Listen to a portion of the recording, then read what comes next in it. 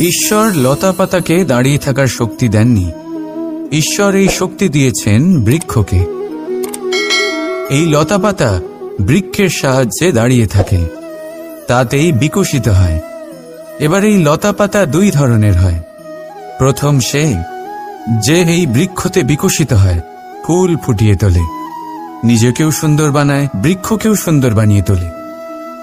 দ্বিতীয় সে যে বৃক্ষকে পুরোপুরি শুকিয়ে দেয়, তার প্রাণ শক্তি তার থেকে কেড়ে নেয়, আর শেষে নিজেও ধ্বংস হয়ে যায়।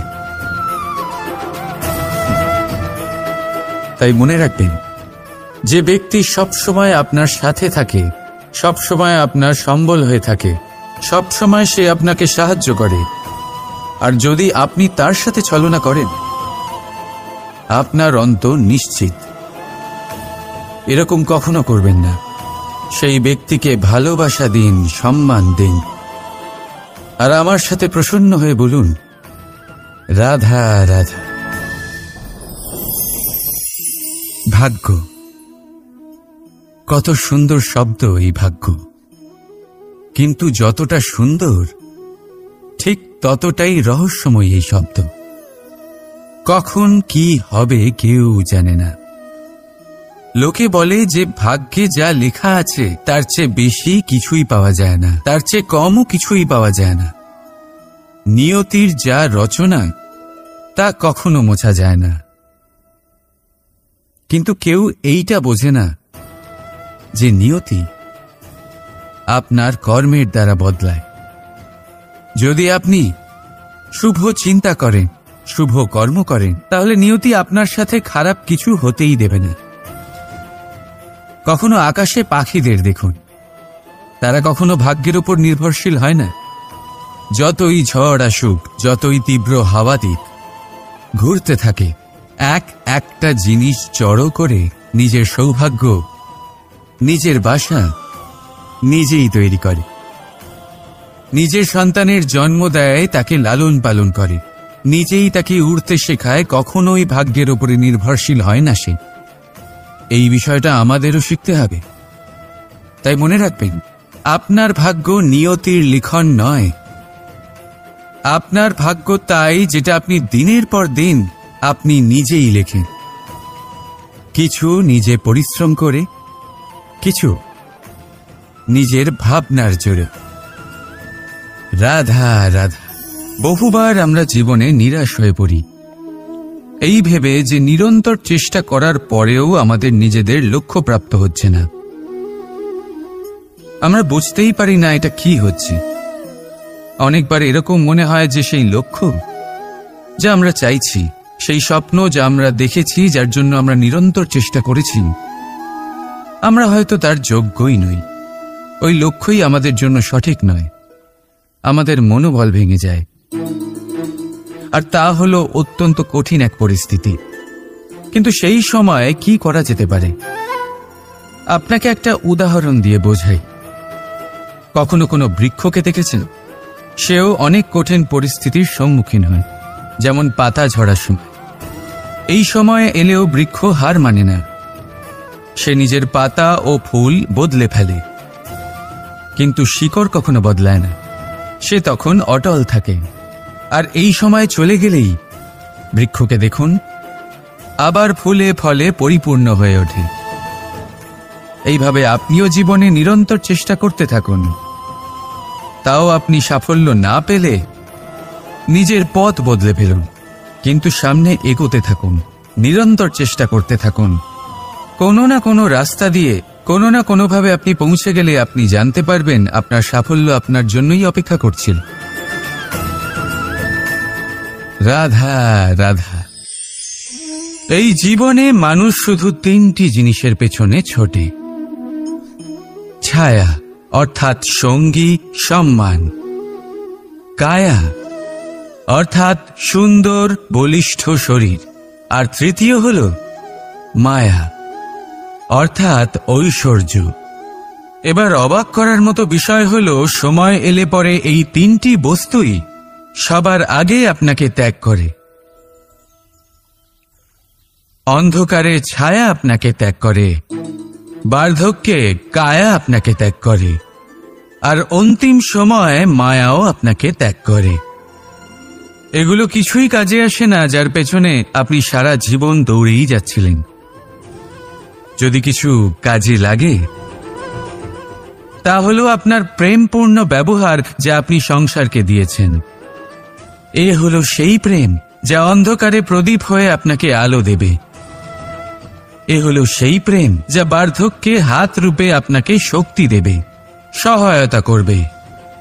আর যখন আপনার কাছে অর্থ থাকবে না, তখন এই প্রেমই আপনাকে সামর্থ্য যোগাবে। জীবনে যদি কিছু উপার্জন করতে চান, তাহলে শুধু প্রেম উপার্জন করুন। যদি আপনিও আমার মতো দূরের কথা ভাবতে চান, তাহলে শুধুমাত্র প্রেম উপার্জন করুন। আর এখন এই প্রেম ভাব নিয়েই বলুন, রাধা রাধা। সাফল্য কে না চান? সাফল্য লাভ করার, শিখরে পৌঁছানোর আলাদাই একটা আনন্দ রয়েছে। আর আপনজনদেরও কে না চান? প্রত্যেক মানুষ চান যেন জীবনে তার কোনো আপনজন থাকে, যারা সবসময় তাদের সাথে থাকবে।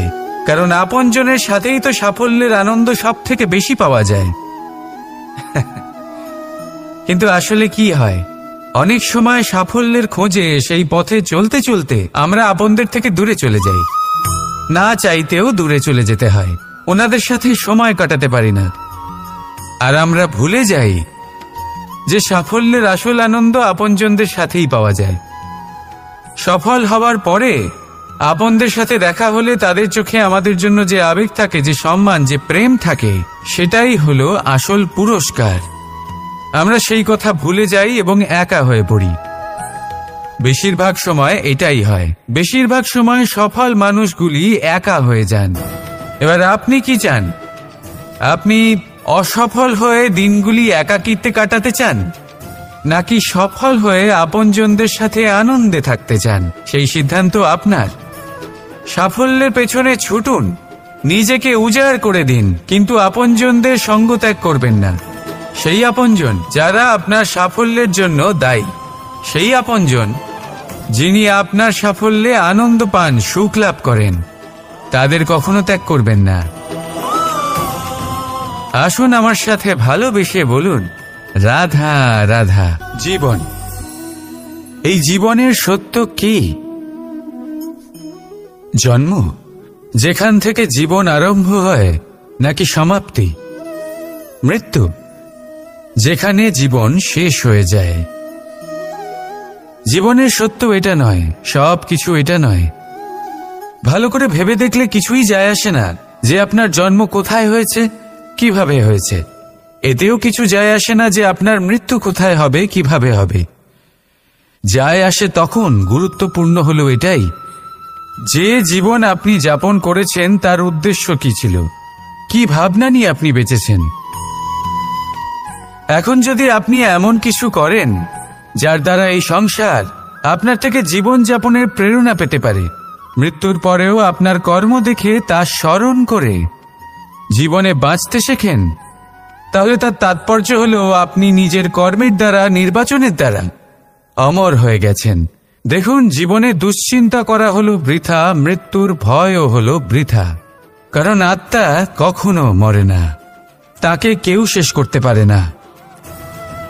না কাল, না মৃত্যু, আর না সময়। যদি এমন কিছু থাকে যা আপনার আত্মাকে শেষ করে দিতে পারে, তাহলে তা আপনারই নিজের দুষ্কর্ম। তাই এই যে জীবনকাল আপনার কাছে রয়েছে, তাতে শুধু শুভ কর্ম করুন, দুশ্চিন্তা করা ত্যাগ করুন।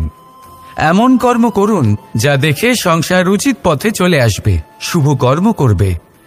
যদি আপনার মৃত্যুর পরে সংসার আপনাকে স্মরণ করে শিক্ষা লাভ করে, উচিত পথে চলে, প্রেরিত হয়, তাহলে আপনিও অমর হয়ে যাবেন।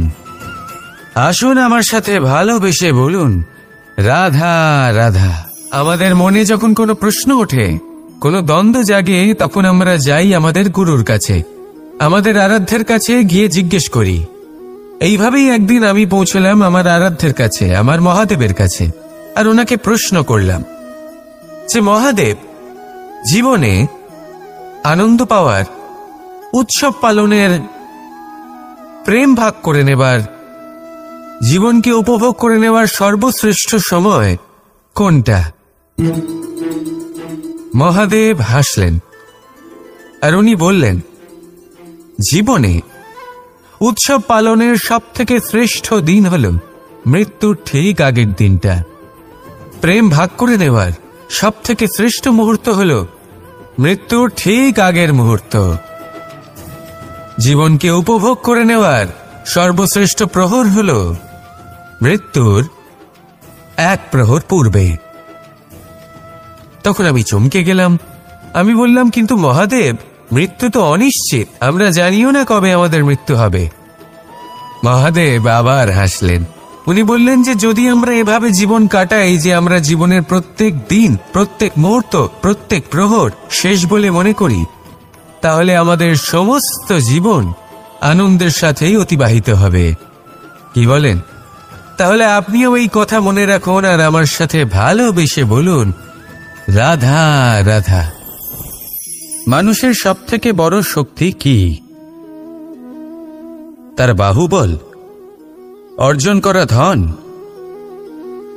নাকি তার পেছনে দাঁড়িয়ে থাকা তার সমর্থক বা প্রশংসকদের দল, নাকি ঈশ্বরের আশীর্বাদ? সেটা কি? মানুষের সব থেকে বড় শক্তি হলো একটাই, আর তা সকলের মধ্যে আছে, আর তা হলো তার নিজের অস্তিত্ব, যা অন্য কারোর মধ্যে নেই। সংসারে অনেক লোক রয়েছেন, কিন্তু কেউ আপনার মতো নন। এটা হলো আপনার শক্তি, এ হলো আপনার নিজস্ব শক্তি। দুর্ভাগ্যবশত বেশিরভাগ মানুষ এটা বুঝতে পারেন না, নিজের শক্তিকে চিনতে পারেন না। কিন্তু যদি আপনি চিনতে পারেন, তাহলে আপনি নিজের অন্তরে অনুভব করবেন একটা অসীম শক্তির অস্তিত্ব। যে সাফল্যের পথে আপনি চলছেন, আপনি দেখবেন যে এই সাফল্যের দ্বার নিজে থেকেই খুলে গেছে। শুধু প্রয়োজন হলো নিজের এই শক্তিকে চিনে নেবার, নিজের এই বিশেষত্বকে বোঝার। কারণ এই যে আপনার বিশেষত্ব, এ কোনোদিনও আপনার থেকে দূরে চলে যাবে না, চিরকাল আপনার সাথে জড়িত থাকবে। যদি আমি বাহুবলের কথা বলি, সময়ের সাথে সেটা চলে যাবেই। যদি কথা বলি অর্জিত ধনের, তাহলে সময়ের সাথে সেটাও চলে যাবে। মিত্র, পরিবার, বন্ধু, আশীর্বাদ, এই সব কিছু আপনার থেকে দূরে চলে যেতে চলেছে, সেটা আপনিও জানেন। কিন্তু এই যে আপনার অস্তিত্ব, আপনার বিশেষ শক্তি যা শুধু আপনার সাথে আছে, তা চিরকাল আপনার সাথেই জুড়ে থাকবে। দরকার হলো শুধুমাত্র এটা চিনে নেওয়ার, নিজের উপর বিশ্বাস রাখার আর জীবনে এগিয়ে চলার। আপনি যদি এটা করেন, তাহলে সবাই এটা দেখে আপনার থেকে শিক্ষা নেবেন। তাহলে এটাই করুন আর আমার সাথে ভালোবেসে বলুন, রাধা রাধা। নাম, এই নাম আসলে কি বলা বড়ই মুশকিল। এই সংসারের প্রত্যেক বস্তু, প্রত্যেক ব্যক্তি, প্রত্যেক স্থান, প্রত্যেক জাতি, প্রত্যেক সম্প্রদায়ের নাম আছে। কিন্তু এই প্রত্যেক নাম কি যথেষ্ট? একেবারেই নয়। দেখুন, কিছু নাম হয় যা জন্মসূত্রে লাভ করা। যেমন আমার নাম রাখা হয়েছিল কৃষ্ণ, কিন্তু পরে মা আমাকে আদর করে কানাই বলতেন। যখন আমি গোবর্ধন পর্বত ধারণ করি, তখন সকলে আমাকে গোবিন্দ বলে ডাকতেন। যখন আমি কংসের সংহার করেছিলাম, তখন সকলে আমাকে কংসহারি বলতেন। যখন আমি গীতাতে জ্ঞানের উপদেশ দিয়েছিলাম, তখন সবাই আমাকে যোগেশ্বর ডাকতেন। কিছু নাম হয় যা জন্মসূত্রে পাওয়া যায়, আর কিছু নাম হয় যা কর্মসূত্রে পাওয়া যায়। জন্মসূত্রে পাওয়া নাম মৃত্যুর সাথে সাথে শেষ হয়ে যায়, কিন্তু কর্মের দ্বারা প্রাপ্ত নাম মৃত্যুর পরেও অক্ষত থেকে যায়। তাই আপনি এই নামের মোহে কখনোই জড়াবেন না। শুধু কর্ম করতে থাকুন, তাহলে এই মন আনন্দিত হয়ে উঠবে। আসুন আর আমার সাথে ভালোবেসে বলুন, রাধা রাধা। এই সংসারে সবচেয়ে বড় পাপ কি হতে পারে? কেউ বলবেন অসত্য, কেউ বলবেন ছলনা, আবার কেউ বলবেন লালসা। না, সংসারে সবচেয়ে বড় পাপ হল নারী জাতির অসম্মান। নারীর মান ভঙ্গ করা। কারণ এই অপরাধ কেবল নারীর শরীরকেই নয়, বরং তার মন আর আত্মাকেও আহত করে থাকে। তাহলে এবার প্রশ্ন হলো, যে এই অপরাধ করেছে তাকে কি শাস্তি দেওয়া উচিত? কেউ বলবেন শারীরিক যন্ত্রণা, আর কেউ বলবেন মৃত্যুদণ্ড। কিন্তু এই অপরাধের শাস্তি নির্ধারণ করার আগে এটা জানার কি কোনো প্রয়োজন নেই যে অপরাধী আসলে কে? এখন আপনি বলবেন সহজ ব্যাপার, সেই পুরুষ যে নারীর মান ভঙ্গ করেছে। কিন্তু এ কি সম্পূর্ণ সত্যি? নিজের অপমানের জন্য, নিজের সম্মানকে নিজেই হারানোর জন্য কখনো নারী কি নিজে দায়ী হতে পারে না? ভেবে দেখুন, সম্মানহানির থেকে বাঁচার জন্য সর্বপ্রথম সম্মানের সীমার উপর নজর দেওয়া প্রয়োজন। রাবণ সীতার হরণ এই জন্যই করতে পেরেছিলেন কারণ সীতা নিজের বোকামোর জন্য রাবণের সেই সীমা উল্লঙ্ঘন করা সহজ করে দিয়েছিলেন। কিন্তু অশোক বাটিকাতে সেই সীতাকেই রাবণ স্পর্শ পর্যন্ত করতে পারেননি, কারণ সে রাবণ আর তার মাঝখানে ঘাস দিয়ে একটা ছোট রেখা বানিয়ে দিয়েছিলেন। জীবনে না বলতে শিখুন। যদি কেউ আপনার সম্মানের সীমা পার করতে চেষ্টা করে তাহলে তাকে সেখানেই আটকাতে শিখুন। আপনার ওপরে ওঠা প্রথম হাত, প্রথম কটাক্ষ ওইখানেই আটকাতে শিখে নিন। তখন কোনো পুরুষের সাহস হবে না আপনাকে আবার অপমান করতে চেষ্টা করার, কারণ নারী জননী, পূজনীয়। তাই নিজেকে দুর্বল মনে করে আপনি অপরাধী হবেন না। রাধা রাধা, এই হিরেটা দেখতে পাচ্ছেন আপনি? লক্ষ কোটি বছর ধরে পৃথিবীর গর্ভে থাকার পরে এটা এতটা শক্ত হয়ে ওঠে, কিন্তু যখন খনি থেকে একে বের করা হয় এটি কয়লার মতোই থাকে, সাদা, শক্ত, নিস্তেজ। কিন্তু যখন একে পালিশ করা হয় তখন এটা তেজ লাভ করে, আর ঠিক তখনই এর মূল্য বৃদ্ধি পায়। সংসারে মানুষের সাথেও ঠিক এমনটাই হয়ে থাকে।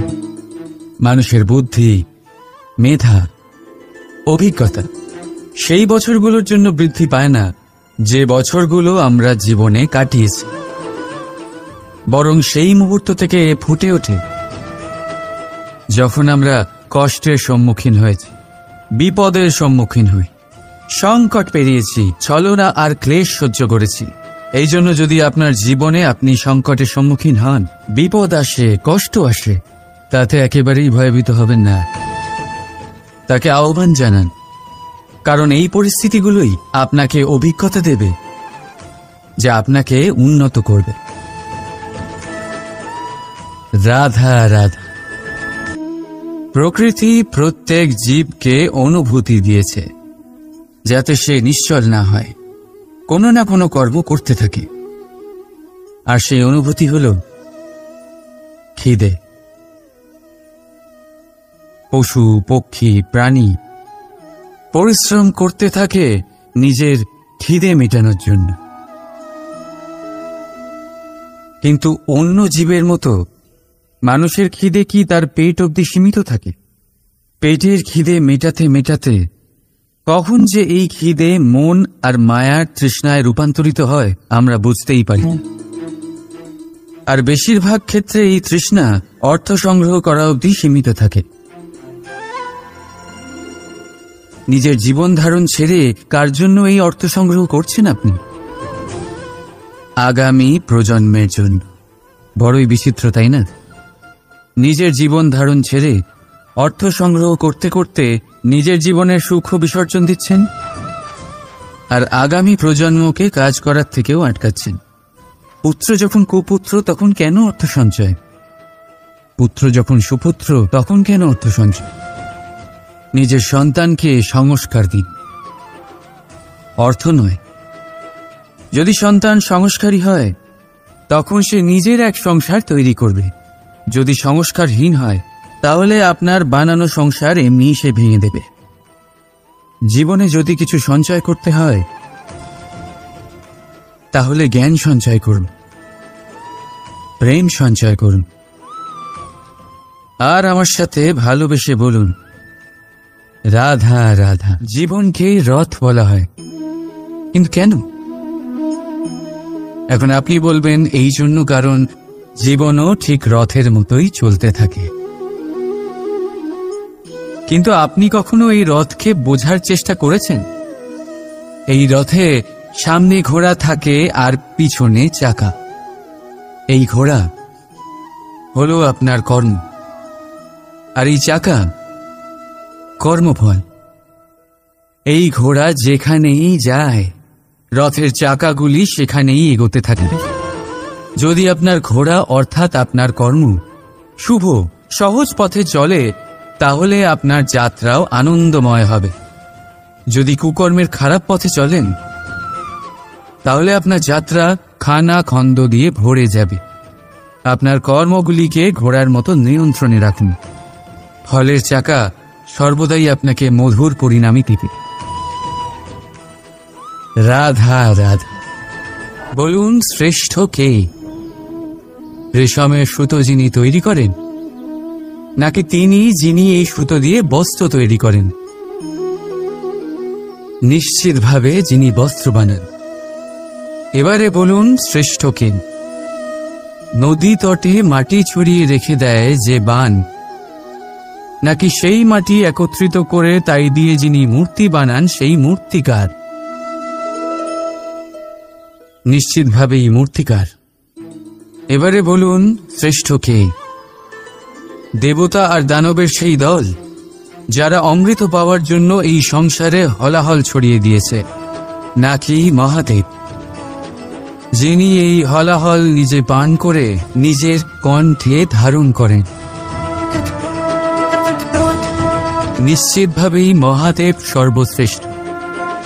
ঠিক এইভাবেই সংসারে ছোট ছোট ব্যাপারকে যারা বড় করে দেখেন তারা শ্রেষ্ঠ হন না, কারণ ছোট ছোট খুঁটিনাটিকে দ্বন্দ্বে পরিণত করা অত্যন্ত সহজ। কিন্তু সর্বশ্রেষ্ঠ তিনিই হন যিনি নিজের বিচার বুদ্ধি দিয়ে বড় বড় যুদ্ধের অবসান ঘটান। রাধা রাধা। সংসারে সব থেকে কঠিন কাজ কি? কেউ বলবেন পর্বত আরোহণ করা, কেউ বলবেন সাঁতার কাটা, কেউ বলবেন আকাশে ওড়া। কিন্তু বাস্তবে সত্যি কি এগুলি কঠিন?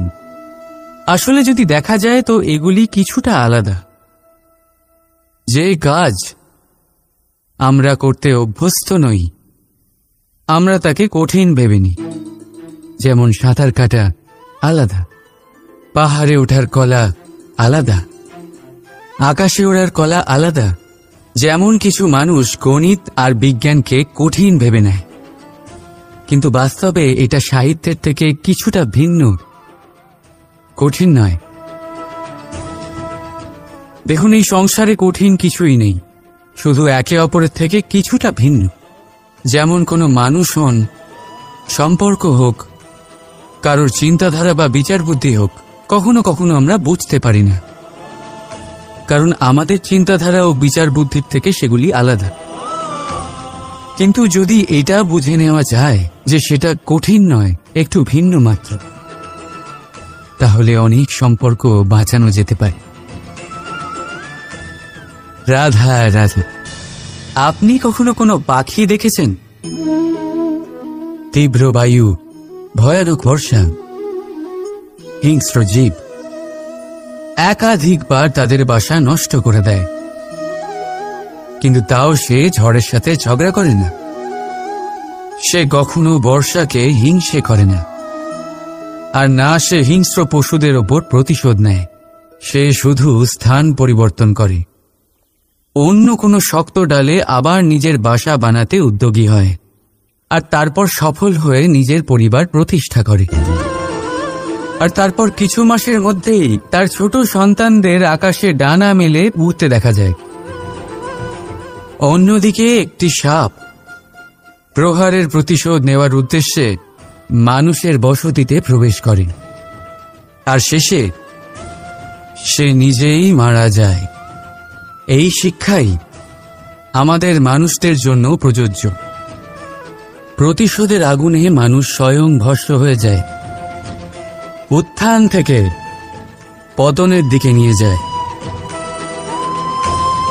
তাই যদি জীবনে উন্নতি করতে হয় তবে পরিবর্তনের চিন্তা নিয়ে কর্ম করুন, নয়তো প্রতিশোধ আপনাকে রসাতলে তলিয়ে দেবে। রাধা।